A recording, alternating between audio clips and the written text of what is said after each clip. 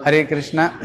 बोला हरे कृष्णा कृष्णा कृष्णा हरे हरे, हरे राम राम राम।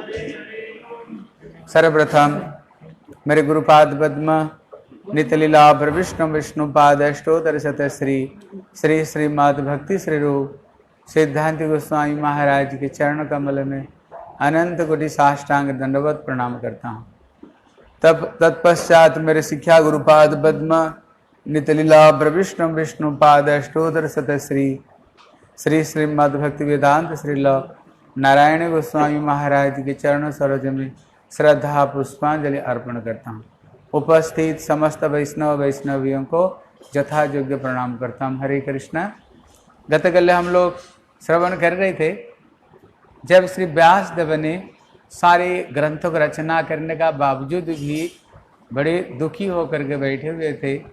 जहाँ पर श्री नारद जी आए, नारद जी आने पर नारद स्वयं बोल पड़े, बोले व्यासदेव लगता है तुम दुखी हो। बोले गुरु जी आप सही बताए, क्योंकि गुरु सब जानते हैं। गुरु हमारा नस पकड़ते ही वो सब समझ जाते हैं, इसलिए उनको गुरु कहते हैं। जो हमारी हृदय की अज्ञानता को दूर करके हृदय में दिव्य ज्ञान को जो प्रकाश कर दे वो गुरु है। बोले गुरु जी आप सही बताए, आप सही नस पकड़ लिया है, हृदय से मेरे को शांति नहीं।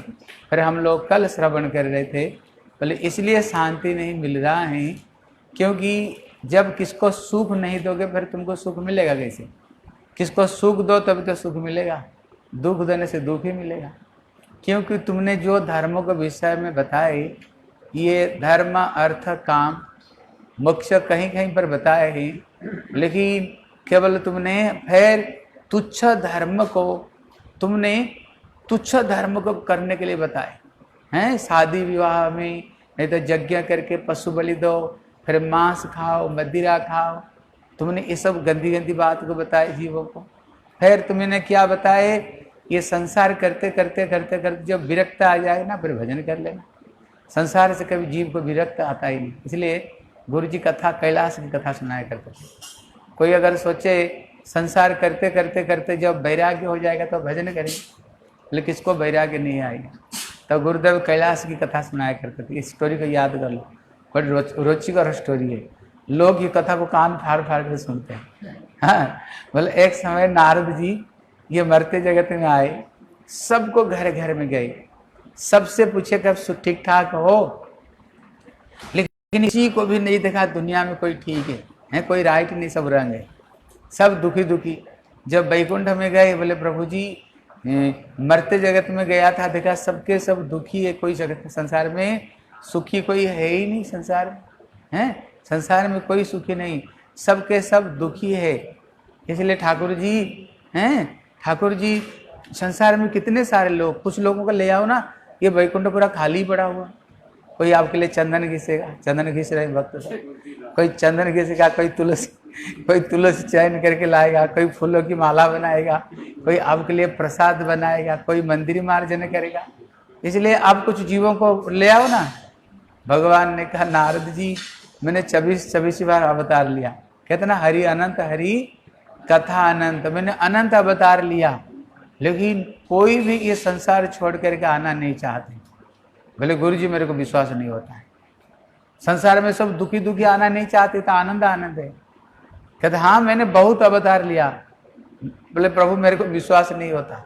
भगवान बोले नारद जी ये काम तेरे ऊपर देता हूँ, जाओ तुम जाकर के जितने लोग वैकुंठ आना चाहते हैं ना, सब पकड़ करके वैकुंठ ले आओ। बोले ठाकुर जी आज ये जो पूरा वैकुंठ खाली दिख रहा है आज भर जाएंगे, आप चिंता मत करो, पूरा वैकुंठ में भर दूंगा।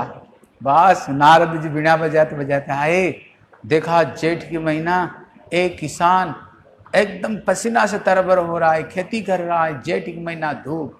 बोले ये तो जरूर जाएगा, इतना कष्ट भोग कर रही है, जरूर जाएगा। बोले किसान भैया, बोले क्या बात है? बोले वैकुंठ एकदम खाली पड़ा हुआ। ठाकुर जी बोले जितने जीव मिले उनको पकड़ करके वैकुंठ ले आ, मैं कसम खा करके आया पूरा आज का दिन ये वैकुंठ भर दूंगा। चलोगे वैकुंठ? बोला अपना रास्ता देख। बोले वैकुंठ जाना, हमारा बीवी बच्चे संसार, खेती करूंगा, गेहूं होगा, बीवी बच्चों को पालूंगा। बोले वैकुंठ चलो, अपना रास्ता देख। बोले ठाकुर तो सही बता रहे, कोई जाना नहीं चाह रहा। फिर और थोड़ी दूर गए, देखा एक माता जी कुएं से पानी भर रही थी। बोले तो जरूर जाएगी। बोले माता जी ठाकुर जी बोले जितने जीव मिलते हैं पकड़ करके बैकुंठ ले आओ। बैकुंठ चलोगे? बोले बाबा बाबा अभी मैंने रोटी बना करके आई हूँ और कुएं से पानी लेकर सब्जी बनाऊंगी, बच्चे खाएंगे बैठे। अब तू कह रहे बैकुंठ, अपना रास्ता देख, हमारे पास में समय नहीं। अभी जिसको पूछे कोई भी जाने के लिए तैयार नहीं। नारद जी ने देखा ठाकुर तो सही बता रहे थे, कोई भी जाने के लिए तैयार नहीं। जा करके देखा एक 100 साल की बूढ़ा घर के बाहर में बस सर पर हाथ देकर बैठा हुआ। बोले ये तो जरूर जाएगा, ये जरूर जाएगा बैकुंठ। है बूढ़ा हो गया वो क्या करेगा? बोले बाबा क्या नाम है? बोले कैलाश। बोले बैकुंठ खाली पड़ा हुआ। ठाकुर जी बोले जितने जीव मिले पकड़ करके ले आओ, मैंने कसम खा करके आया आज बैकुंठ भर दूंगा। बैकुंठ चलोगे? बोले जानने का तो इच्छा है जानने का, लेकिन एक काम अभी बाकी है। बोले क्या बात है? बोले बेटा का सगाई हो गई, घर में बहू आने वाले हैं, बस एक बेटा बहू घर में आ जाएगी, सारे काम खत्म, फिर तो बैकुंठ जाऊंगा। नारद जी ने देखा अभी तक तो कोई जाने के लिए राजी नहीं हुए, कम से कम एक व्यक्ति हाथ भरा, बस नारद तो पीछे पड़ गए इसके। बोले कब आओ? बोले सगाई हो गया, शादी होने वाले, फिर चलूंगा। कुछ दिन बाद में आए। बोले कैलाश शादी हो गई? बोला आपका आशीर्वाद से सब ठीक ठाक हो गया, बहू बहुत बढ़िया है हैं, सवेरे उठे चाय पानी दे देती हैं और गर्म गर्म पानी दे देती हैं, नहाने के लिए गर्म गर्म पराठा सब्जी, बहुत अच्छी बहू, बड़े आज्ञाकारी बहू। बोले फिर तो चलो बैकुंठ चलो। बोले देखो मैंने सुना है पुत्र को अगर जन्म दो पूत नाम का नरक से उद्धार होता है, अगर नाती पोतों को देखो ना, मैंने सुना स्वर्ग होता है। सब इच्छा तो पूरी हो गई, अभी बहू गर्भवती है, अभी एक बेटा होने वाले, बस बेटा देख कर सीधा बैकुंठ जाऊंगा, बेटा देख करके बैकुंठ जाऊंगा। अभी बोले फिर कब आओ? बोले कुछ दिन बाद में आओ, बेटा होने वाले। जब बाबा आए देखा वो है नहीं वहां, उसको पिताजी को पूछा पिताजी कहाँ? बोले पिताजी का तो स्वर्गवास हो गया। बोले हे भगवान, एक चेला बनने वाला था वो चेला भी सिधार गया, हैं एक चेला भी सिधार गया। नारद जी ने देखा ये कहीं नहीं गया, क्योंकि गीता में कृष्ण कहते हैं जम जम व्यापी शरण भाव त्यजंत अंत कलेवरम तम तम एव कौन्तेय सदा तद्भा विभावित। कृष्ण गीता में कहते हैं अंतिम समय में जैसे सोच सोच करके शरीर छोड़ो ना, वैसे ही जन्म होता है। बोलिए घर छोड़ कर कहीं गया नहीं, क्योंकि घर में इसका बड़ा आसक्त था। बोले गया कहाँ? ध्यान लगाया तो देखा घर में तो कुत्ता बन करके आया, दिन भर भो भो भो करते रहता है और घर में किसी को घुसने नहीं देता है। तो घर उसका है ना, हाँ घर तो उसका है ना, इसलिए घर के दरवाजा में बैठता है, किसको अंदर में घुसने नहीं देता है। बोले नारद जी बोले कैलाश तू कुत्ता बन गया? बोले हाँ गुरु जी कुत्ता बन गया। बोले अरे अभी तो बैकुंठ चलो।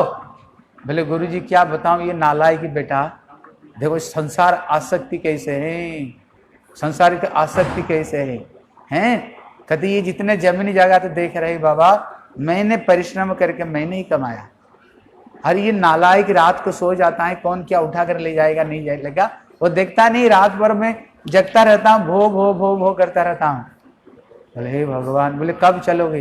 बोले बेटा थोड़ी सी होनहार बन जाए, बेटा थोड़ी सी चालाक चतुर बन जाए, फिर तो सीधा चलूंगा। फिर कुछ दिन बाद में जब आता है देखता है कुत्ता भी मर जाता है।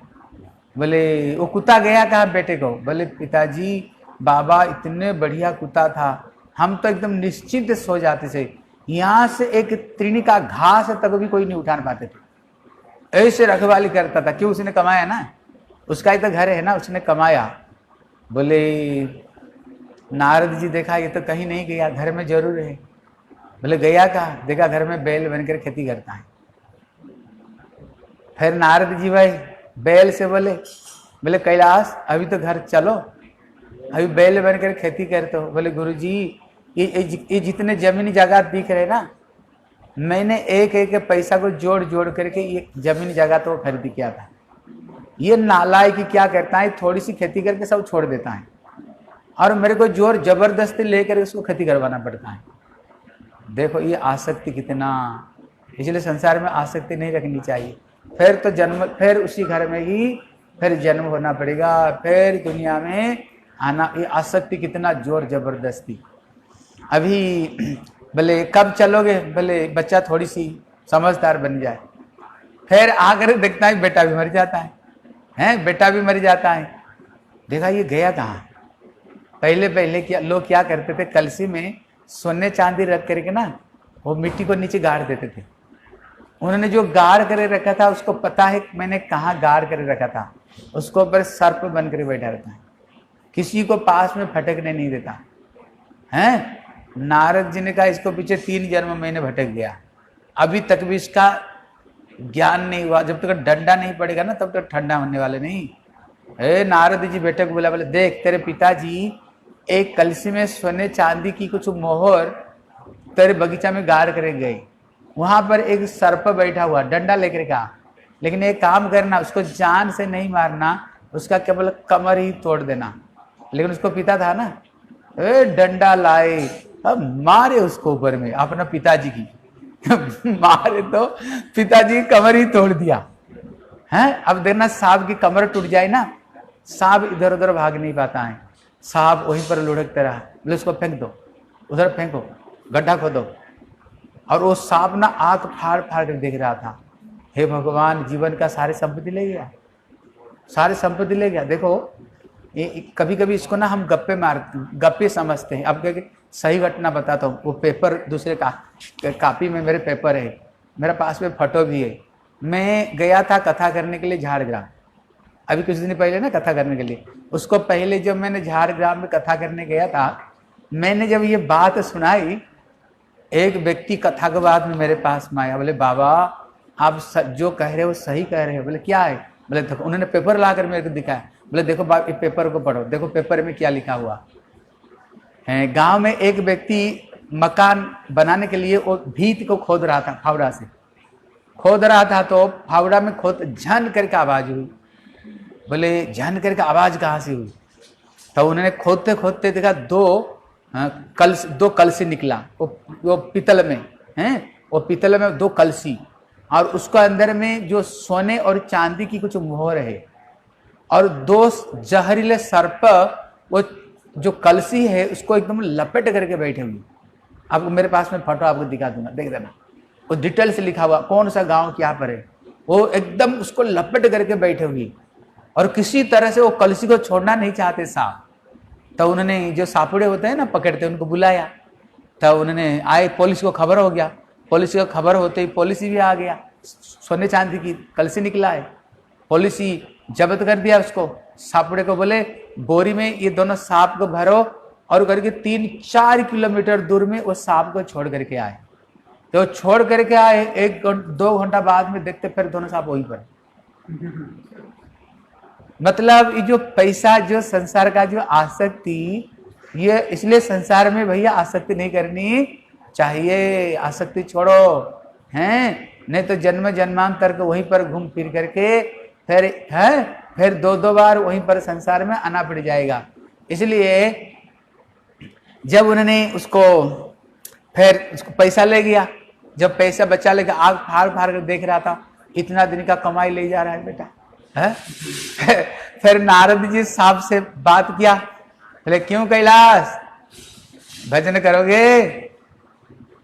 बोले गुरु जी इसका पीछे मैंने 3-4 जन्म बर्बाद कर लिया। मैं सोच रहा था ये साथ सुधर जाएगा, लेकिन इसको मैंने सुधार नहीं पाया। मैंने सोचा ये सुधरेगा हैं, इसको मैंने सुधार नहीं पाया। प्रभु जी मैं भजन करूंगा, मेरे ऊपर में कृपा करो। नारद जी फिर मंत्र पुत करके उसको ऊपर में पानी छिड़काव करवाया।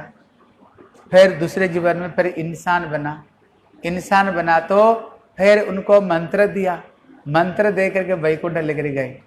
ठाकुर जी बोले क्यों नारद जी बोल रहे थे एक दिन में वैकुंठ भर दोगे, कितना लोगों को लेकर के आए हो? बोले ठाकुर जी आप सही बता रहे थे, मैंने इसको पीछे 4 जन्मों के बाद में लेकर के आया हूं। मतलब संसार की आसक्ति इतनी खतरनाक। इसलिए भैया संसार में किसको प्रति प्रेम ममता मत करो। इसलिए कृष्ण क्या कहते हैं, मन मना भव मन और किसी को मत दो, मत भक्त भवो, भक्त और किसी का नहीं बनो, मेरा ही भक्त बनो। माम जाजी, पूजा करो तो मेरे ही पूजा करो। माम नमस्कुरु, प्रणाम करना तो मेरे को नमस्कार करो। माम एससी, फिर तो तुम मुझे ही प्राप्त करोगे। बोले तेरे को पाने से क्या होगा? बोले जत गत्वा न निवर्तन्ते, जहाँ एक बार जाने से फिर ये संसार में दोबारा आना नहीं पड़ता। इसलिए कहता साधु सावधान। किसको कह रहे हैं? साधु को कह रहे हैं। बोले साधु लोग जो भजन करने के लिए आए ना, इधर उधर आसक्ति मत करो, बस एक प्रेम केवल भगवान कृष्ण से ही, राधा रानी से ही करो, और गुरु वैष्णव से करो, और किसी को प्रेम मत किया करो, नहीं तो संसार में फिर भटकना पड़ेगा। इसलिए यहाँ ये बात कौन कह रहे हैं? नारद कह रहे हैं। बोले किसको?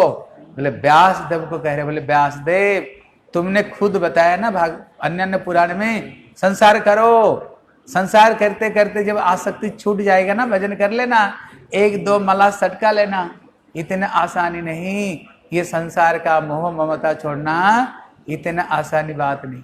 अभी स्पष्ट रूप में ये बात तुम बताओ, अभी तुम स्पष्ट रूप में ये बात को बताओ। क्या बोलो? सर्वधर्मान परित्यज्य माम एकम शरणम व्रज, सब छोड़ करके एकमात्र भगवान को भक्ति करो और किसी को नहीं।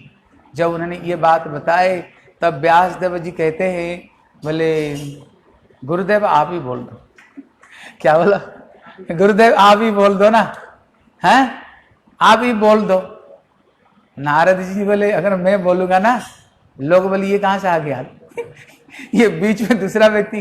व्यास देव ये बात को स्वयं व्यास देव कह रहे हैं, स्वयं व्यास देव ये बात को कह रहे हैं। ये बीच में बोलने वाले ये कौन है? हैं ये बीच में ये बोलने वाले कौन व्यक्ति आकर के बोल रहा है? इसलिए मेरी बात को ये नहीं सुनेंगे, इसलिए नहीं सुनेंगे, इसलिए तुम्हें ही बोलना पड़ेगा। अभी तुमको हैं, तुम्हें ही बोलना पड़ेगा।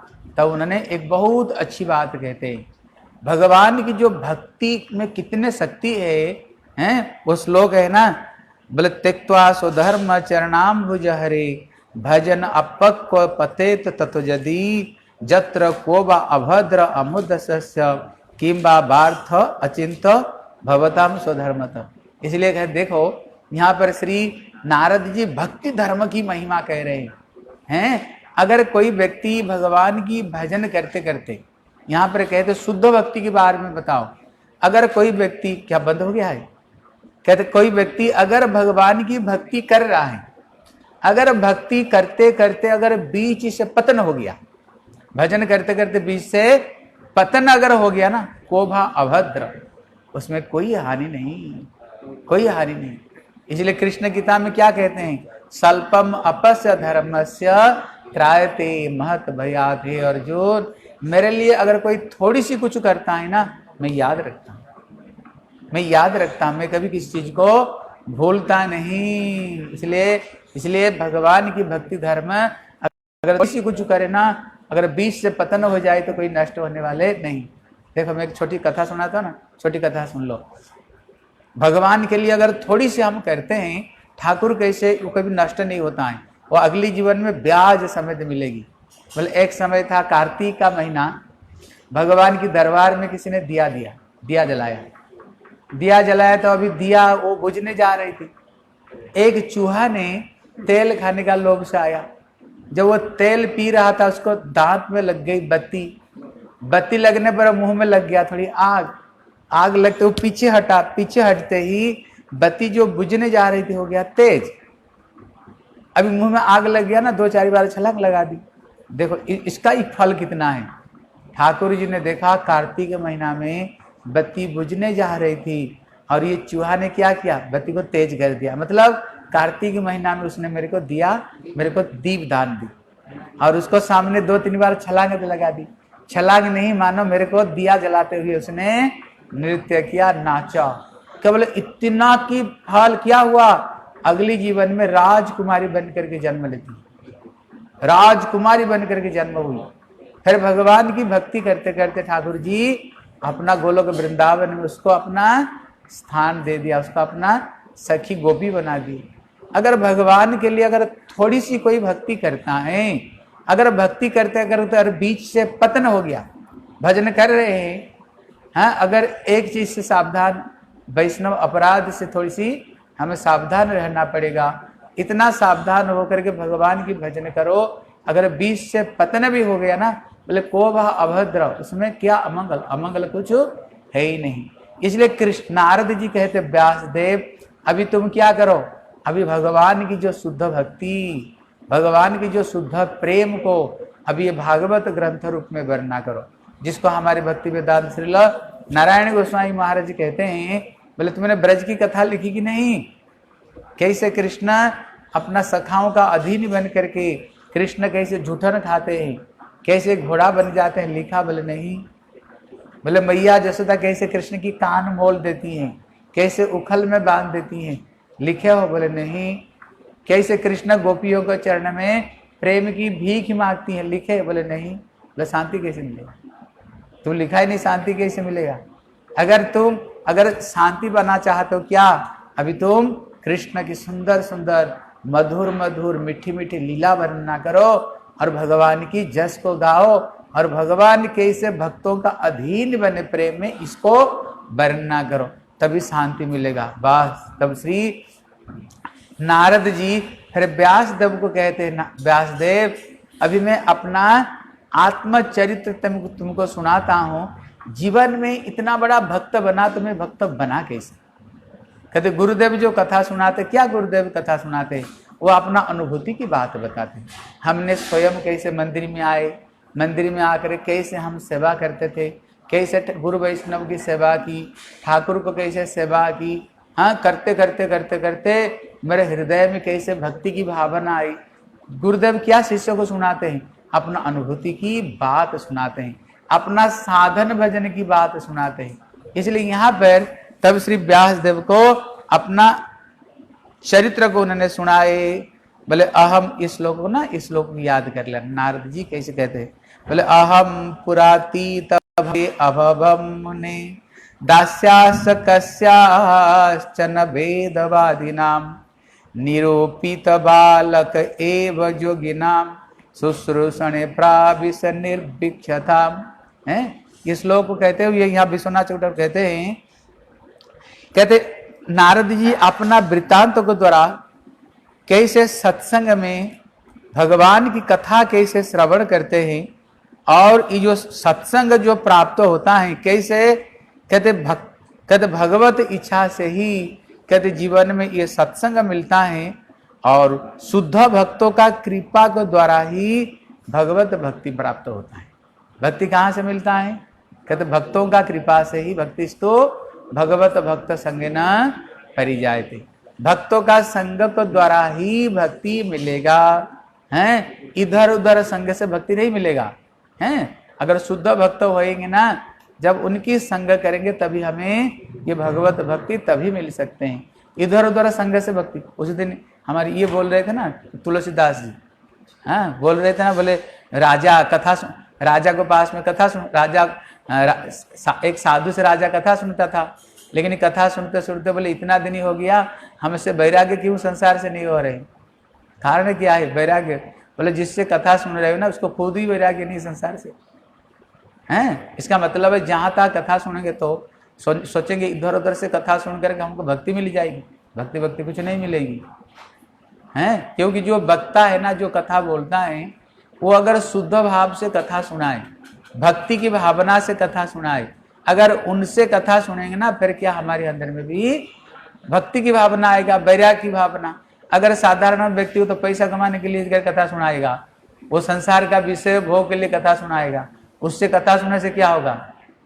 भक्ति तो होगा नहीं, बल्कि ज्यादा संसार में आसक्ति हो जाएगी। इसलिए एक कथाकार कथा सुना रहे थे, हैं, कथा सुना रहे थे तो वो कह रहा था, जैसे हमारे श्री कौन कर्दम ऋषि जब भगवान की आराधना की, भगवान दर्शन दिए। जब भगवान दर्शन दिए, बोले वर मांगो क्या चाहते हो? बोले आप मेरे बेटे बन कर क्या आओगे? बोले आप मेरे बेटे बन कर क्या आओगे तो हम संसार धर्म करेंगे, नहीं तो हम संसार धर्म नहीं करेंगे। तब भगवान बोले तथास्तु, मैं बेटा बन कर के आऊँगा। तो वो कथाकार क्या सुना रहे थे? अगर ऐसे संसार हो जिसमें भगवान स्वयं बेटे बन करके आ जाए, फिर तो बढ़िया संसार है, घर गृहस्थी है। फिर उसको द्वारा क्या होगा, संसार का लोग क्या समझेंगे, समझेंगे भैया अगर घर गृहस्थी तो बढ़िया है, घर गृहस्थी। क्योंकि अगर साधारण लोगों से कथा सुनोगे ना, वो ऐसे ऐसे कथा सुनाएंगे जिसमें लगेगा भाई घर गृहस्थी तो बहुत बढ़िया है, साधु जीवन तो फीका जीवन है, दिन भर हरे कृष्ण करते रहो, कुछ नहीं है इसमें, हाँ फीका जीवन है। संसार तो हरे भरे जीवन है, संसार है। इसलिए यहाँ पर कह रहे हैं, कहते हमें जो शुद्ध भक्ति, कहते जो भक्तों का संग कैसे प्राप्त होता है, बोले जदृच्छा क्रम से। कहते जो भक्त, विश्वनाथ ठाकुर कहे टीका में, बोले ये जदृच्छा क्रम से ही जीवन में साधु संग की प्राप्त होता है। और कहते ये जो भक्तों का जो संग मिलता है, बोले तपस्या के द्वारा नहीं, तपस्या के द्वारा भक्ति नहीं मिलती है, भक्ति को द्वारा ही भक्ति मिलती है। इसलिए श्री नारद जी निज जो पूर्व वृत्तांत को उन्होंने सुनाया है। पहले उन्होंने पूर्व कल्प में, कहते पूर्व जन्म में, कहते किसी वेदवादी ऋषियों की कौन दासी गर्भ में मेरा जन्म हुआ था, हैं? पूर्व कल्प की उन्होंने कथा सुनाई, उनसे मेरी जन्म हुई थी। एक दिन क्या हुआ, चातुर्मास की समय था। कुछ संत, चातुर्मास में क्या होता है, जैसे महाप्रभु दक्षिण में जाकर 4 महीना एक जगह पर रुके, साधु लोग क्या करते थे, चातुर महीना में इधर उधर ज्यादा नहीं जाते होती थी, इसलिए वो एक जगह पर रुक जाते थे। एक जगह पर रुक करके क्या होता है, एक जगह पर रुकने पर जो नियम है ना वो बढ़िया से हो जाता है। देखो जैसे मंदिर है, मंदिर में जैसे कितना बजे उठ जाते हैं, 4 बजे उठ जाते हैं, कोई तो 3:30 बजे, कोई 3 बजे उठ जाते हैं। नहा धो कर क्या करते हैं, तिलक करके गुरु मंत्र जप करके आरती में आ जाते हैं। फिर आरती में आकर के उसको बाद में फिर गुरु मंत्र जप करके उसको बाद में फिर हरिनाम करते, 1 घंटा हरिनाम होता है। उसके बाद में फिर क्या होता है, फिर कीर्तन 1 घंटा, फिर हरि कथा 1 घंटा होती है, 1.5 घंटा हरि कथा हो जाती है, हैं? कहते एक स्थान पर रहने पर क्या होता है, ये जो नियम है भक्ति का, जो नियम है वो नियम बहुत अच्छे हो जाता है। इसलिए ये साधु लोग चातुर महीना में एक जगह पर रह करके चातुर्मास को व्रत पालन करते थे, जैसे हम लोग पालन करते हैं। 1 महीना तक टमाटर नहीं खाते हैं, घिया नहीं खाते हैं, बैगन नहीं, सीम नहीं, उसके बाद में और क्या नहीं खाते हैं, हाँ कभी परवल नहीं खाते हैं, फिर किसी महीना में दूध, किसी महीना में दही। कहते एक जगह पर रुको है ना, ये नियम बहुत अच्छे तरह से हो जाता है। अब घूमने पर बड़ा कठिन हो जाता है, नियम को पालन करना कठिन हो जाता है घूमने पर। इसलिए कहते ये कुछ चातुर महीना में कुछ संत लोग भ्रमण करते करते आए और हमारे गांव में रुके। रुकते ही वहां पर तो रसोई बनना शुरू हो गया, कढ़ाई पूड़ी और सब्जी बनना शुरू हो गया। और मेरा जो जन्म एकदम साधारण दासी पुत्र रूप में मेरा जन्म हुआ था, साधारण घर में। मेरे माता जी ने सोचा देखो संत लोग आ गए, इसलिए संतों के लिए तो प्रसाद बनना शुरू हो गया, अगर मैं थोड़ी संतों की थोड़ा सेवा कर दूं मुझे भी प्रसाद मिल जाएगा, मेरे बच्चे को भी प्रसाद मिल जाएगा। इसी लोभ से मैंने संतों की सेवा करना शुरू कर दिया। अभी माँ जो करेगा बच्चा तो वही करेगा ना। पहला संस्कार किससे बढ़ता है, माँ से। सबसे संस्कार पहले माँ की संस्कार है, इसलिए मातृदेवो भव, उसके बाद में पितृदेवो भव, इसलिए माँ की संस्कार सबसे पहले बढ़ता है। अभी मैया जब संत की सेवा करेगा बच्चा भी तो वही करेगा, हैं? वो भी बच्चा संतों की सेवा में लग गया। लग करके यह नारद जी यहाँ पर एक विशेष बात कहते हैं कि जैसे बारिश है ना, देखना जब बारिश होता है ये बराबर रूप में सब जगह पर बारिश होती है बारिश, लेकिन वो रुकता ही कहाँ पर, जहाँ पर गड्ढा होगा वहीं पर रुकेगा। इसी तरह जो भगवान की जो कृपा है ना, ऐसे नहीं, भगवान ये नहीं कहते हैं इनको पर कृपा करूंगा, इनको पर कृपा नहीं करूंगा, इनको पर करूंगा, इनको पर नहीं करेगा। भगवान कभी बोलते हैं, भगवान कृपा सबको ऊपर में बराबर रूप में कर रहे हैं, लेकिन ये करने पर भी लेकिन कृपा टिकती है कहाँ पर, लेकिन ये कृपा सब जगह पर नहीं टिकती है, जहाँ गड्ढा होगा वहीं पर टिकेगा। इसलिए भगवान तो बराबर रूप में कृपा कर रहे हैं, लेकिन वो कृपा टिकेगी कहाँ पर।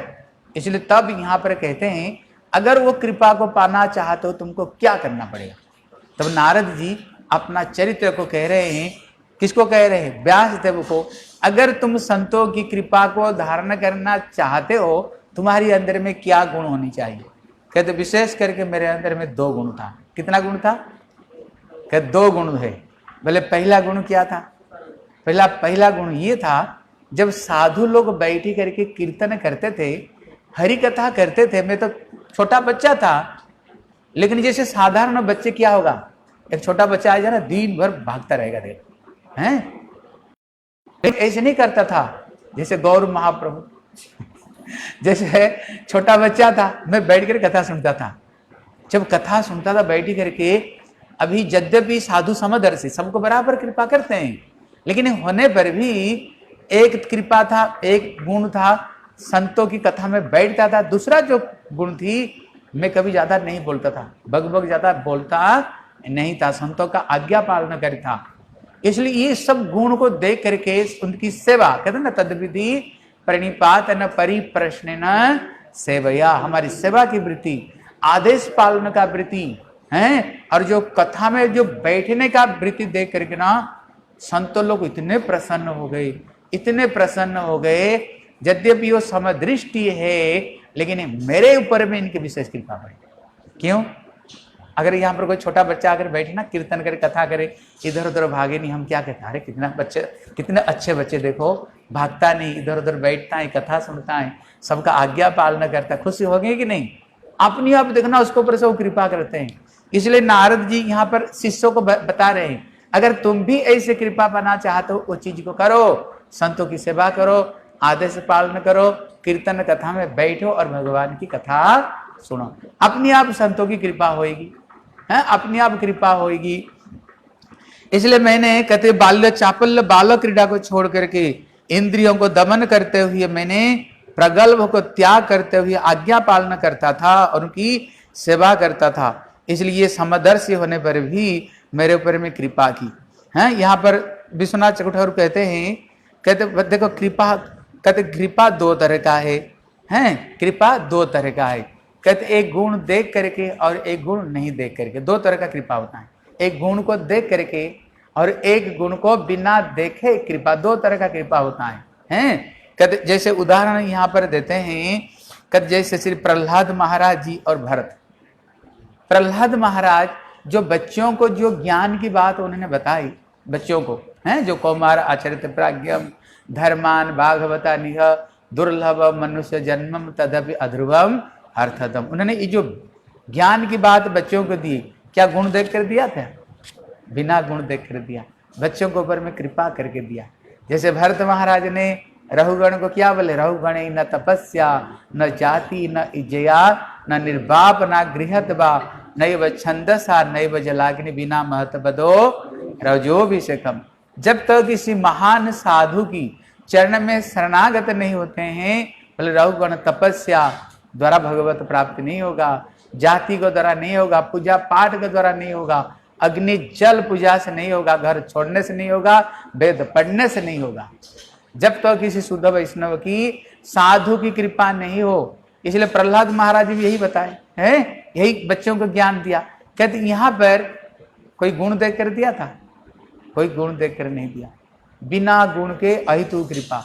और कभी कभी क्या होता है, कुछ गुण देख कर कृपा करते हैं, लेकिन कभी कभी क्या होता है, जब गुण देख कर कृपा करते हैं, अगर गुण हट जाए तो फिर कृपा भी हट जाती है, कृपा भी हट जाती है।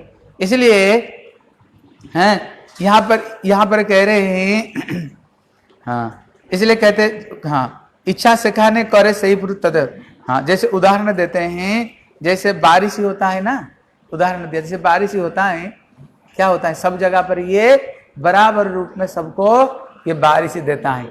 उसी तरह कभी कभी साधु बिना गुण देख करके बारिश जैसे साधु लोग ऐसे कृपा करते हैं। इसलिए यहाँ पर कहते हैं, कहते पहले साधु कृपा, उसके बाद में महत सेवा। साधु जो कृपा करते हैं, उसको बाद में महत सेवा, उसको बाद में सदगुरु का चरणाश्रय करते हुए फिर जैसे भगवत भक्ति बताए ना, जैसे गुरु पदाश्रय, उसके बाद में दीक्षा सिखा दी, फिर गुरु वैष्णव का सेवा जैसे शास्त्र में बताया, ऐसे ही धीरे धीरे धीरे धीरे मैं भी ये सब भक्ति का अंग को मैं भी ऐसे जाजन करता था। ऐसे करते करते करते करते एक दिन मैंने संतों की मुंह से मैंने सुना है। बोले क्या सुना? एक दिन संत लोग उन्होंने सुना, कहते जो भगवत भक्ति को अगर कोई जल्दी से जल्दी प्राप्त करना चाहते हैं, कहते 3 उपाय हैं सबसे जल्दी जल्दी भक्ति पाने का। क्या क्या 3 उपाय है? कहते भक्त पद धुलियार, भक्त पद जल, भक्त भुक्त शेष तिन्यई साधन रे है। कहते जो 3 हैं, भक्तों का चरणाधूलि, भक्तों का चरणामृत, भक्तों की अधरामृत व कथामृत है। इसलिए कहते ये 3 चीज जितने जल्दी से जल्दी भगवत भक्ति प्रदान करता है, जगत में और कोई चीज नहीं इतना जल्दी जो भक्ति प्रदान कर सकती है। लेकिन यहाँ पर कहते हैं जो साधु संग कर रहा था ना, सचमुच से वो जो साधु थे बड़े उच्च भावना के साधु थे हैं। कहते ना जितने उच्च भक्तों का संग प्राप्त होता है ना, कहते क्या होता है, धीरे धीरे उनका भाव भी धीरे धीरे संक्रमित होता है। वो कैसे साधु थे? बोले ख्याति अभ्यर्थ कालतम विरक्ति मान शून्यता आशा बंध समुत्कंठा नाम गाने सदा रुचि आसक्ति तद गुणाख्याने प्रीति तद बसस स्थले इति भावांकुरदय रति जन। इसलिए सचमुच से जो 9 जो लक्षण हैं, भाव का अंकुर होने पर जो 9 लक्षण हैं, ये साधु को अंदर में दिखता था। ख्याति मतलब जितने दुख से बड़े दुख आने पर भी साधु लोग जो जिसको भाव अंकुर हो गया है, बड़े से बड़े दुख आने पर भी दुख कभी उनको विचलित नहीं कर सकता। अव्यर्थ कालत्वम, समय को कभी ये नष्ट नहीं करते हैं। विरक्ति जिसमें भगवत भक्ति है ही नहीं है, जिसमें भगवत भक्ति जिसमें नहीं, वो चीज में विरक्ति है। इसलिए कहते हैं अनुकूलस्य संकल्पम प्रातिकूलस्य विवर्जन। मतलब क्या? भक्ति का अनुकूल को ग्रहण करेंगे और प्रतिकूल चीज को हमें त्याग। संकल्प मतलब क्या? आज से हम संकल्प लेते हैं जिस चीज में गुरु वैष्णव का कोई संबंध नहीं, जिसमें गुरु वैष्णव भगवान जिसमें संतुष्ट नहीं, वो चीज को हम त्याग दे देंगे, और जिसमें गुरु वैष्णव प्रीति वही चीज को जीवन में ग्रहण करेंगे। ठीक है ना? इसलिए कहते हैं संकल्प करनी चाहिए। ऐसे नहीं गुरु वैष्णव बोले अरे मोबाइल क्यों देख रहे हो, इधर उधर समय क्यों बर्बाद कर रहे हो, हरि नाम में आ जाओ, कथा में बैठो, तभी आकर के जोर जबरदस्ती बैठेंगे नहीं। स्वाभाविक रूप में क्या करनी चाहिए? स्वाभाविक रूप में हमें इस सब चीज को पालन करनी चाहिए। इसलिए आसक्ति तद गुणाख्याने प्रीति तद बसस स्थले। कहते सचमुच से वो जो साधुओं का जो जीवन है ना, सचमुच से ऐसे ही जीवन था। इसलिए उनकी संगत में रहते, क्योंकि जैसे संगत में रहोगे धीरे धीरे क्या होगा, धीरे धीरे उनकी रंग भी धीरे धीरे तुम्हारे ऊपर में धीरे धीरे रंग भी चढ़ना शुरू हो जाएगा। इसलिए एक दिन क्या हुआ, संत लोगों ने प्रसाद पाए, प्रसाद पा करके पतल में कुछ उन्होंने प्रसाद छोड़ दिया। मैंने पहले तो सुन रखा था संतों की प्रसाद, हाँ, शीत प्रसाद में बड़ा शक्ति है। अभी उन्होंने प्रसाद जब छोड़ दिया, मैंने उनसे आज्ञा लिया, मतलब आप जो पतल में प्रसाद छोड़ दिया, ये प्रसाद को कि मैं ग्रहण कर सकता हूँ? लेकिन संत लोग तो मेरे ऊपर कृपा थे, उनका आशीर्वाद था, तो उन्होंने बोले तुम ले सकते हो। कहते व्यास देव तेरे को मैं सही सही बताता हूँ क्या उनकी प्रसाद की महिमा है। कहते क्या है? कहते उचिष्ट लेपानुमोदित दुज्जयी सकृत्म भुंजे तदपास किल्युषयी एवं प्रवृत्तस्स विशोध चेतस तद्धर्म एवात्म रुचि प्रजायते। जब मैंने एक बार केवल उनकी प्रसाद को ग्रहण किया, क्या हुआ? मेरे हृदय में रुचि प्रजायते। रुचि कितना स्टेज है? श्रद्धा, साधु संग, भजन क्रिया, अनर्थ निवृत्ति, उसके बाद निष्ठा, रुचि। रुचि ये 6वां स्टेज है। रुचि ये 6वां स्टेज रुचि। कहते हैं जब केवल मैंने उनको प्रसाद को ग्रहण किया, मेरा जो क्रम का जो 6वां स्टेज जो रुचि, मेरे हृदय में रुचि प्रकट हो गया। कहते मैं तुमको सच सच ये बात बताता हूँ।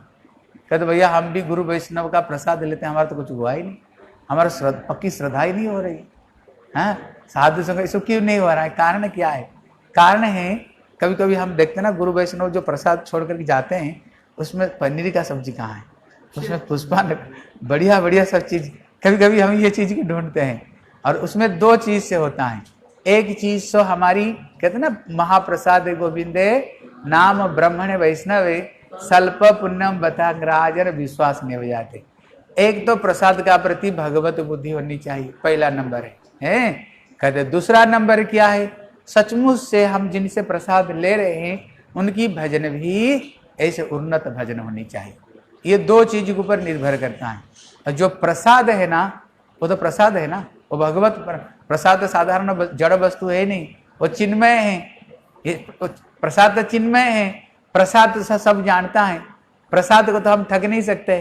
प्रसाद नारद जी को ये सब चीज क्यों हुई, पहला उनका अंदर में क्या गुण था, एक तो उनको पर विश्वास था, फिर सेवा करते थे, उनकी आज्ञा पालना, सेवा करते थे, हैं सेवा करते थे उनकी, फिर उनका आदेश को ग्रहण ले करके उन्होंने प्रसाद लिया। इस सब गुण को पर निर्भर करें, क्योंकि प्रसाद कोई जड़ वस्तु नहीं, प्रसाद अपराकृत चिन्मय वस्तु प्रसाद है। इसलिए कहते मेरे को रुचि प्रकट हो गया, इसलिए साधु को प्रसाद कोई साधारण बात नहीं। चैतन्य भागवत का झाड़ू कृष्णदास है ना, क्या नाम, झाड़ू ठाकुर, झाड़ू ठाकुर। और किसके प्रसाद लेने गए थे, हैं? हाँ, किसका प्रसाद कौन ले गया था? हाँ, कालिदास ने झाड़ू ठाकुर का प्रसाद लिया था। हाँ हाँ आम, हाँ हाँ, इसलिए कहते इन्होंने तो उन्होंने वैष्णव प्रसाद लेने के लिए गए। उन्होंने देखा भैया, क्योंकि ये जो झाड़ू ठाकुर है, कहते ये थे छोटे जाति के, लेकिन जो कालिदास उच्च घर के हैं, लेकिन होने पर भी कहते हैं जात पात पूछे ना कोई, हरि का भजा सो हरि का होई। भगवत भक्ति जगत में छोटे बड़े विचार नहीं करनी चाहिए, है नहीं करनी चाहिए छोटे बड़े विचार। लेकिन जो प्रसाद लेना चाहते उच्च जाति के, लेकिन जिनका लेना चाहते वो छोटे जाति के, लेकिन वैष्णव है, भगवान की भक्ति करने वाले, इनको वैष्णव प्रसाद में बड़ा निष्ठा है। कहीं अगर वैष्णव का प्रसाद मिले, बड़े निष्ठा पूर्वक प्रसाद को लेते हैं। अभी सोचे ये कैसे वैष्णव प्रसाद को लिया जाए, जैसे हर चीज हम पूरा खा लेते हैं, बोले ऐसे कौन सा चीज ले जाए जिसको पूरा नहीं खाकर फेंकना पड़ेगा। तो आम का सीजन था, पक्के हुए आम लेकर गए और लेकर बोले आप इसका आम को लो, ठाकुर को भोग लगाना, भोग लगाकर प्रसाद पाना। उनको तो दे दिया, फिर कहाँ बैठ गई, घर को पीछे छुप करके बैठे। ये कब ठाकुर जी को भोग लगा करके ये प्रसाद पाएंगे, गुठली तो खाएंगे नहीं, छिलका तो खाएंगे नहीं, इसको तो फेंकना पड़ेगा ही। लेकिन वो एकदम घर को पीछे छुप करके बैठे हुए। जब शाम हो गया, जब उन्होंने प्रसाद पा करके उसको गुठला छिलका को फेंक दिया ना, बस उसको उठा कर चाट करके, आज कितने मेरे सौभाग्य है, पहले तो ठाकुर जी पाए, उसके बाद में राधा रानी पाए, ललिता विशाखा पाए, फिर वैष्णव लोग पाए, और उसी की अधरामृत तो कितने भाग्य से मिलता है। बैठ कर चाट कर खा रहे, किसको, गुठली को चाट कर खा रहे। महाप्रभु सर्वंतर जब सब जानते हैं, महाप्रभु इसका फल क्या हुआ। महाप्रभु जब जगन्नाथ मंदिर में प्रवेश करते हैं, पहले सिंह दरवाजा में अपना चरण को धो करके फिर अंदर में प्रवेश करते हैं। और जब जाते हैं क्या करते हैं, क्या एक व्यक्ति को खड़े कर देते हैं, बोले देखो जब तक मेरी चरणामृत सूख नहीं जाए तब तक तुम खड़े रहना, जैसे गोविंद हैं, बोले यहाँ पर तू खड़े रहना, जब तक चरणामृत सूख जाएगा तभी। क्यों भक्त लोग धीरे रहते थे, कब महाप्रभु चरण धोएंगे और कब उनकी चरणामृत मिलेगा, धीरे रहते हैं भक्त लोग। लेकिन महाप्रभु का आदेश क्या था, नहीं किसको चरणामृत, महाप्रभु तो अपना सामने किसको चरणामृत देते ही नहीं। एक व्यक्ति गुंडीचा मंदिर में गुंडीचा मंदिर मार्जन करते करते किसी ने महाप्रभु के चरण में पानी दिया, चरणामृत पी लिया, तो महाप्रभु कितने नाराज हो गए, बोले देखो तेरी गौड़िया को व्यवहार देखो, मेरे को अपराध बना दिया। और स्वरूपदा मतलब धक्का मारते मारते मंदिर के बाहर देख रहे आए। महाप्रभु चीज शिक्षा क्यों देते हैं, क्या क्यों देते हैं, कहते अगर मैं ये सब करूंगा ना भविष्य में, महाप्रभु तो भगवान, उनके लिए कोई दोष नहीं, लेकिन अगर मैं ये चीज छोड़कर जाऊंगा बाद में क्या होगा, कुछ अनधिकारी व्यक्ति ऐसे होंगे हैं, अनधिकारी व्यक्ति अपना चरणामृत देना शुरू कर देंगे, चरण धो करके लो चरणामृत सबके लो, चरणामृत सब लो। इसलिए भविष्य में ये चीज बिगड़ नहीं जाए, और जिसका चरणामृत हम लेंगे अगर उनकी अगर भक्तिमान नहीं हो फिर तो हमारे दिल भक्ति नहीं आएगा, फिर जो देगा वो भी मरेगा, जो लेने वाले दोनों ही मरेगी। इसलिए महाप्रभु ने इस आदर्श को रख कर गए। इसलिए लेकिन क्या हुआ, महाप्रभु ने जब महाप्रभु जब चरण धोए, वहां पर कृष्णदास भी था, क्या कालिदास था, कालिदास, उन्होंने महाप्रभु कभी जिंदगी में अपना सामने चरणामृत नहीं दिया, लेकिन महाप्रभु देखते देखते ना एकदम महाप्रभु के सामने अंजलि में उठा करके उन्होंने पी लिया। लेकिन महाप्रभु कुछ नहीं बोले।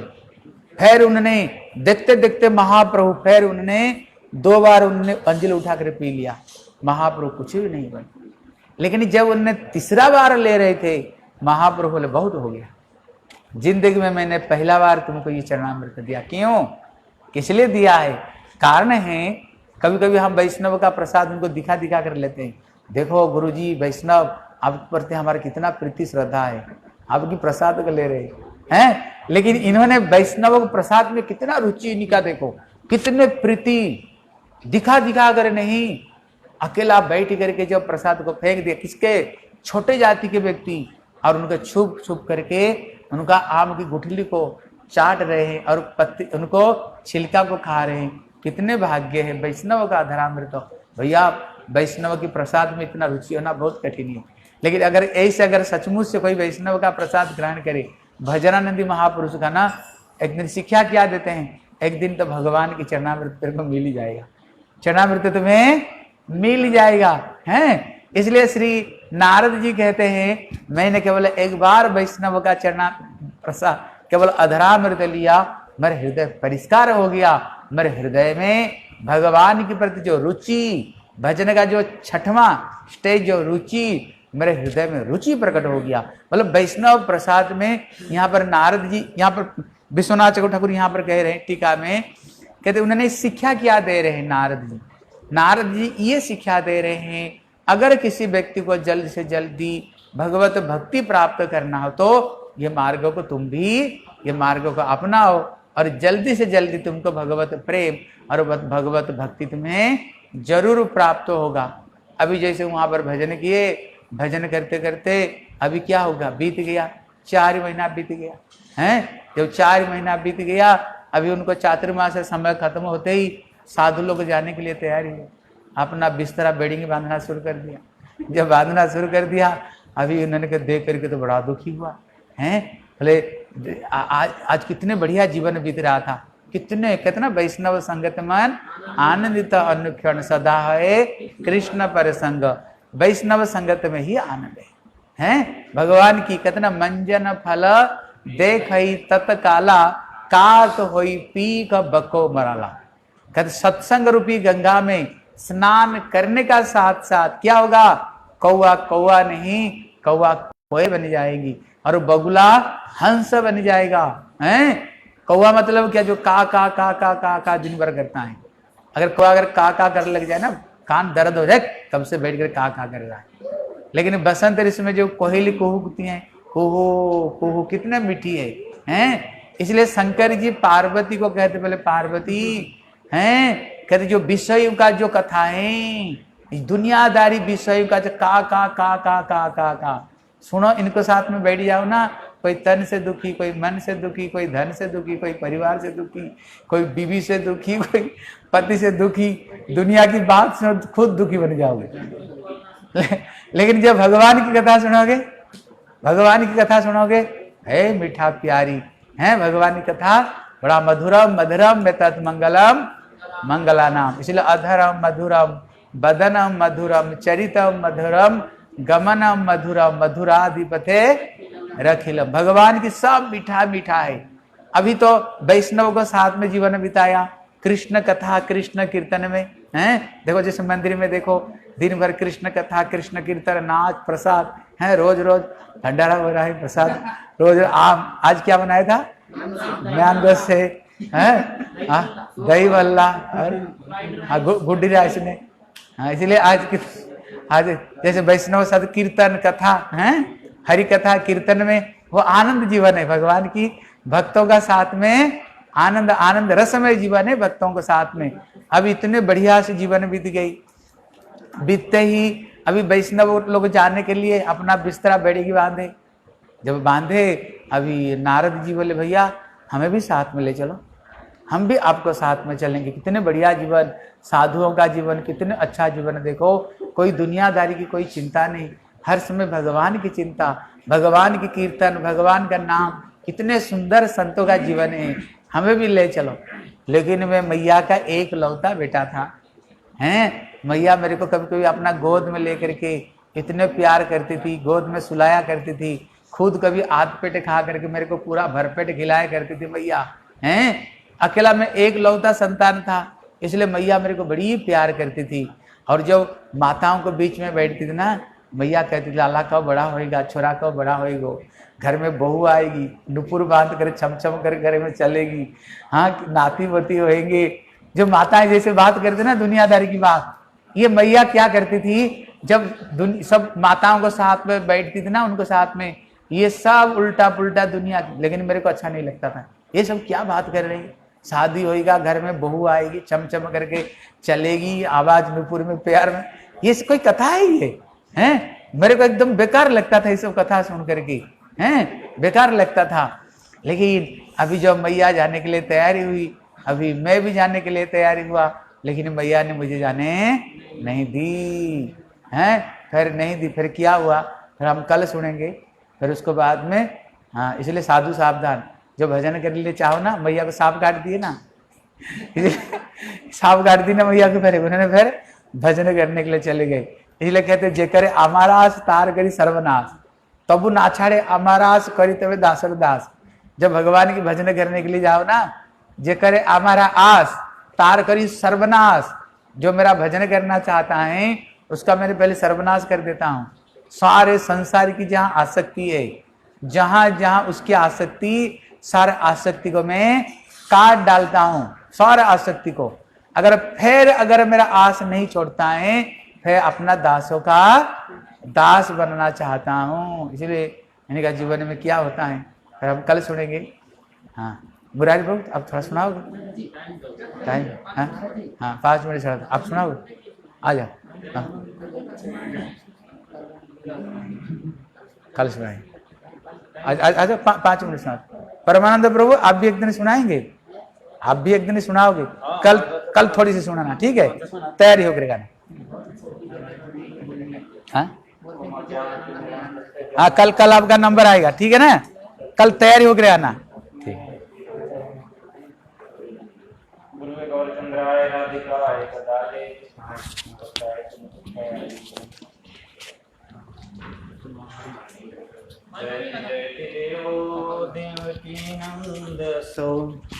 जयति जयति कृष्ण विष्णुवंशी प्रदीप, जयति जयति मेघ श्यामल कोमलांगु, जयति जयति पृथ्वी भारनाशो मुकुंद,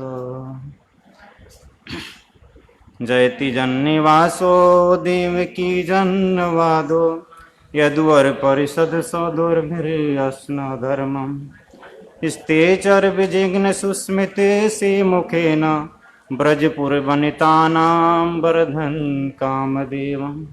जय श्री कृष्ण चैतन्य प्रभु नित्यानंद, श्री अद्वैत गदाधर शिवसदि गौर भक्तवृंद। हरे कृष्ण कृष्ण कृष्ण हरे हरे, हरे राम हरे हरे। सर्वप्रथम में गुरुपाद पद्म विष्णुपाद स्त्रोत्र श्री श्रीमद् भक्ति वेदांत माधव गोस्वामी महाराज के चरण कमलों में अनंत कोटि दंडवत प्रणाम करता हूँ। उपस्थित विष्णुपाद भक्ति वेदांत श्रीधर महाराज चरण कमलों में अनंत कोटि दंडवत प्रणाम। पूज्यपाद परमेश्वरी प्रभु के चरण कमलों में अनंत कोटि दंडवत प्रणाम। समस्त वैष्णव एवं वैष्णव सबके चरण कमलों में मेरा यथायोग दंडवत प्रणाम। हम लोग श्रीमद् भागवत की महात्मा श्रवण किया, इसके बाद हमने महाराज जी से अवतारों के संबंध में श्रवण किया। आज हमने नारद जी के पूर्व चरित्र श्रवण कर रहे हैं। बहुत ही अच्छी बात है। विशेष रूप से महात्मा तो बहुत वर्णन हो चुका है, थोड़ा सा इस समय बहुत कम है। तो महाराज जी ने ये वर्णन किया कि सर्वप्रथम जो श्री कृष्ण हैं ये परात्पर परम तत्व हैं और इन्हीं से अवतारों के विषय में उन्होंने बताया कि इन्हीं से समस्त अवतारों का प्रादुर्भाव हो रहा है। विशेष रूप से कृष्ण तीन रूपों में हैं, स्वयं रूप, तदात्मक रूप और प्रकाश, आवेश तीन रूपों में चैतन्य चरिता में तो बोला। स्वयं रूप अथ वो है जिसमें किसी भी अवतारों की अपेक्षा नहीं रहती है। तो उनका स्वरूप क्या है? अनन्य सिद्ध है, स्वतः सिद्ध है, किसी जो अवतारों की किसी की आवश्यकता नहीं रहती है। स्वयं रूपे गोप्य से गोप अभिमान, स्वयं रूप में वो गोप हैं, उनके अंदर अभिमान भी किसका है? गोप का है। तदात्मक रूप किसको बोला? वो भी कृष्ण से अलग नहीं होंगे, लेकिन जो कुछ उनके रंग में, कुछ आयुध में, इसमें कुछ भेद हो सकता है, कुछ गुण में कुछ न्यूनता हो सकता है। जिस तरह से बलदेव बहु, वैभव प्रकाश कृष्ण सिर बलराम, बण भात मात्र भेद सब कृष्ण समान। जो उनसे जो न्यून है, लेकिन इनका गौर वर्ण है, कृष्ण का श्याम वर्ण है, इसका गौर, इतना भेद है। और आवेश में भगवान किसी के अंदर शक्ति का संचार करते हैं, उसको आवेश बोला। जैसे कि पृथु महाराज के अंदर पालन शक्ति का संचार, व्यासदेव के अंदर भक्ति शक्ति का संचार, चतुर्सन के अंदर ज्ञान शक्ति का संचार, ये जो आवेश है। विलास बोला 6 रूपों में कृष्ण का, एक बोला प्रकाश 2, एक वैभव और पराभव, दो प्रकाश बोला। जे काले द्विभुज राम वैभव प्रकाश, चतुर्भुज अहिलाना प्रभव विलास। जो जे काले द्विभुज में जब विराजमान है तो उसको जो वैभव प्रकाश बोला, और चतुर्भुज होने उसको विलास बोला। फिर जो है बता रहे हैं कि 2 वयस है, एक पौगंड है और एक क्या है? एक बाल्य है, एक पौगंड, 2 रूप में है। तो बाल्य पौगंड कृष्ण के अंदर विरोध धर्म एक साथ में, किशोर में पौगंड भी है, बाल्य में किशोर भी है, एक साथ में। बाल्यपि भगवान कृष्ण किशोर रूपासित, रमे विविध क्रीड़ा गोपी भी सहलीलया। ये जो है कि क्या है? बाल्य में जो बाल्यपि भगवान कृष्ण, बाल्य में वो किशोर अवस्था भी एक साथ में विराजमान है। एक साथ में यशोदा में एक स्तन पान कर रहे हैं और दूसरी तरफ गोपियों के साथ रास विलास भी कर रहे हैं। विरोध धर्म एक साथ में उपस्थित है। 2 अवतार में बोला, एक सत्यावेश अवतार, एक अंश अवतार। ये जो 3 रूपों में, 6 रूपों में प्रकाशित, 3 विलास में 2 ये बताया, 2 प्रकाश, 2 अवतार, 2 वैश, ये चैतन्य में बोला। विशेष रूप से ये महाराज जी बताए थे अवतारों का 5 जो 6 रूपों में है। एक जो पुरुषावतार भगवान का, जो क्या है? काणोदशाई विष्णु, गर्भोदशाई विष्णु और क्षीरोदशाई विष्णु। काणोदशाई विष्णु जो हैं वो प्रकृति के अंतर्यामी हैं, जो समस्त जितने प्रकृति उनके अंतर्यामी हैं। गर्भोदशाई विष्णु अनेक ब्रह्मांडों की अंतर्यामी हैं। क्षीरोदशाई विष्णु जो हैं जीवों के अंतर्यामी, इस रूप में विराजमान है। दूसरा है पुरुषावतार, फिर गुणावतार। गुणावतार जो है ब्रह्मा विष्णु महेश, ये भी कृष्ण से ही हुआ है। कभी जो योग्य जीव नहीं मिलते हैं, ब्रह्मा भी 2 तरह का, एक वैराज्य ब्रह्मा, एक हिरण्यगर्भ ब्रह्मा। जब किसी ऐसा योग्य जीव नहीं मिलता तो स्वयं भगवान क्या करते हैं? वो ब्रह्मा रूप में आकर के इस सृजन का कार्य करते हैं। और जो शिव जी हैं दूसरा, ये भी जो कोई योग्य जीव नहीं मिलता है तो स्वयं भगवान ही, क्षीरम्यता दई उस श्लोक में बताया कि स्वयं वही भगवान ही किसी कारणवश जो शिव रूप धारण करके संहार के कार्य करते हैं। ये पुरुषावतार। फिर जो है गुणावतार, पुरुषावतार, फिर गुणावतार, फिर जो है मनवंतर अवतार, प्रत्येक मनवंतर में जो आते हैं। फिर युगावतार, हर युगों में हर युग का एक धर्म होता है, धर्म की रक्षा करने के लिए भगवान अवतरित होते हैं। फिर लीलावतार, राम कृष्ण इत्यादि, इसमें भी जो राम कृष्ण नरसिंह की विशेषता ज्यादा बताई गई है। लीला अवतारों में। बाकी जो प्रकट हुए कार्य करके चले गए, लेकिन इन लोग का लीलाओं कुछ जो है इनकी जो वैशिष्ट और अवतारों से बहुत ज़्यादा है। फिर जो है सत्यावेश अवतार में भगवान की अनंतता अवतार है। सत्यावेश अवतार में बोल रहे हैं कि जो भगवान की अवतार कितना है इनकी गणना नहीं किया जा सकता। महाराज बोल रहे थे कि जिस तरह से एक अथाह सरोवर से, जलाशय से अनेक अनेक नाले निकलते हैं, वैसे ही भगवान से अनेक अनेक अवतारों की प्रादुर्भाव हो रहा है। मुचकुंद महाराज स्तुति करते हुए बोल रहे हैं, कश्चित राजांसी बिंब में पार्ति और उरु जन्म भी जन कर्मानि विधानानि न में कर्माणी करे चित। करें कोई एक दावा करे कि मैं पृथ्वी की रज को मतलब काउंट कर लिया, गिन लिया, तो मैं मान सकता हूं, लेकिन भगवान की अवतार कितना है इसके किसने बोल दिया कि मैं गणना कर लिया, ये संभव नहीं है। भगवान की इतनी अवतार है। महाराज जी ने समस्त अवतारों को वर्णन करते हुए जो 19 और 20 नंबर अवतार राम और कृष्ण को परम तत्व हैं, इनको स्थापित किया। ये तो अवतार रावली है। इसके बाद महाराज जी ने नारद जी के चरित्र बता रहे हैं। अब जो हम आते हैं यहाँ ये महाभारत की पृष्ठभूमि पे, क्योंकि समस्त कथाओं का प्रादुर्भाव यहीं से हो रहा है। यहीं से अनेक अनेक कथाओं की जो यहीं से मतलब विस्तार हो रहा है। महाभारत की पृष्ठभूमि जब महाभारत युद्ध में अंतिम पड़ाव पे है, और जब दुर्योधन के गदा के प्रहार से, जो भीम के गदा के प्रहार से दुर्योधन का क्या हुआ है, जांग टूट चुका है। वो वहाँ पड़ा हुआ है, युद्ध भूमि में कुरुक्षेत्र में पड़ा हुआ है। भगवान के जितने भी भगवान के भक्तों से, पांडवों से जिसने द्वेष किया, उनको भगवान ने सबको मरवा दिया। क्योंकि भगवान कभी भी अपने भक्तों की द्वेष कभी भी सहन नहीं करते। तो महाप्रभु जब इसमें नरसिंह भाव में, बड़ा भाव में जो महाप्रभु आए थे एक बार, तो बोले थे वहां कि जो मेरे सेवकों से द्रोह करेगा उसको मैं कभी नहीं छोड़ूंगा। मेरे प्रति द्रोह करेगा, लेकिन उससे बढ़कर द्रोह क्या है, उससे बढ़कर द्रोह है मेरे सेवकों के प्रति अगर जो करता है उसको नहीं छोड़ूंगा।